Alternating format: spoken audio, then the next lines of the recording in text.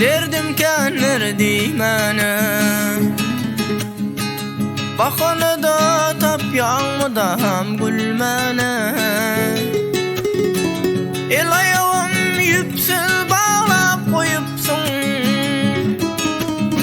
yer koymadın öz erkime ölmene. El ayağım yüpsül bağlap koyupsun, yer koymadın öz erkime ölmene. Asın var mı cebir bir yan canıma, düşmanımı yollayarsın yanıma. Sadece dünyamı salıp Allah'a, sebep bolyan kaynağa bakmaganıma. Sadece dünyamı salıp Allah'a, sebep bolyan kaynağa bakmaganıma.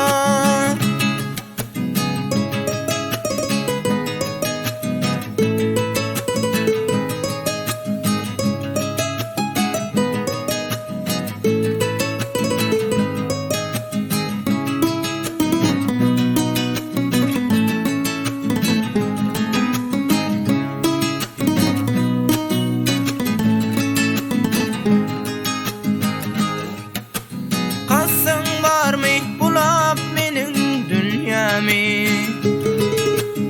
çeydip gezsen öz kaharın sünyamı.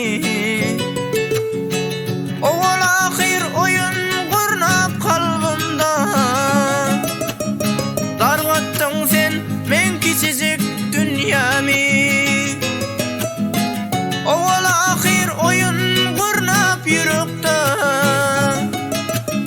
dargattın sen men küçücük dünyamı. Yok ağlama begenip sen bakmağın,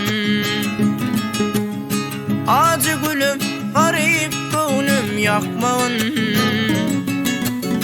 Derdin beren dermanının verirmiş, men üstümden ayırır